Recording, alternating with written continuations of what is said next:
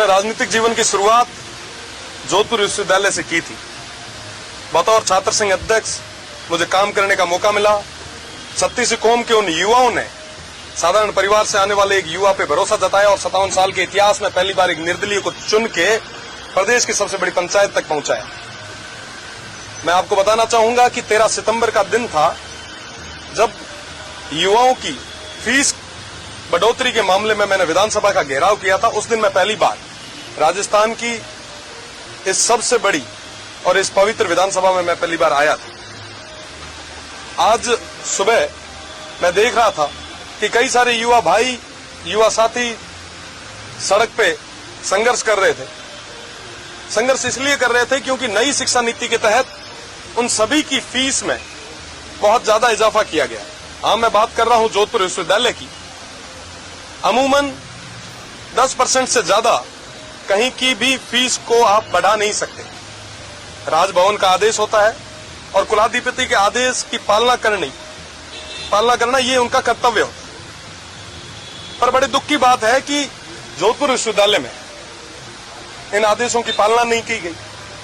ग्रामीण परिवेश से आने वाले उन विद्यार्थियों पे एक आर्थिक बोझ डाला गया जो हम सभी के लिए, विशेषकर मेरे लिए पीड़ा की बात है क्योंकि मैं उसी विश्वविद्यालय से निकला हूं। आपको मैं बताना चाहूंगा कि इस बार डेटा हैंडलिंग के नाम पे, ऑनलाइन फॉर्म के नाम पे पर स्टूडेंट 3 साल के 5400 से 5500 तक 5 से 6 हजार रुपए ज्यादा लिए जा रहे हैं।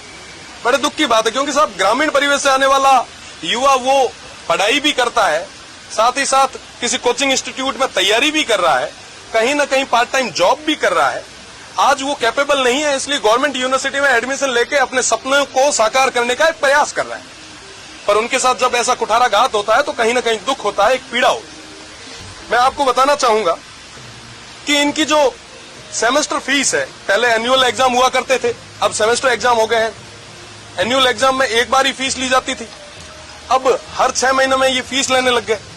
हुआ ये है कि पहले जो फीस 3000 थी उसको अब बढ़ा के इन्होंने 6 से 8000 कर दी।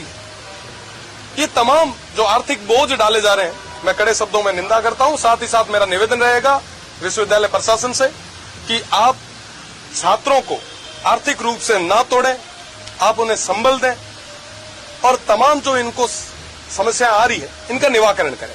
रीवैल्यूएशन अपने आप में एक बहुत बड़ी चीज हुआ करती थी। मुझे आज भी याद है जब कभी कोई बैक आती थी तो स्टूडेंट्स रिवोल्यूशन का फॉर्म भरवाते थे, उसके बाद में वो पास होते थे। कई सारी चीजें ऐसी उनको बंद कर दिया गया। ये छात्रों के साथ कुठाराघात है और छात्र राजनीति से मैं आया हूं, उन सभी से मेरा एक गहरा जुड़ाव रहा है क्योंकि उनकी बदौलत मैं यहाँ खड़ा हूं।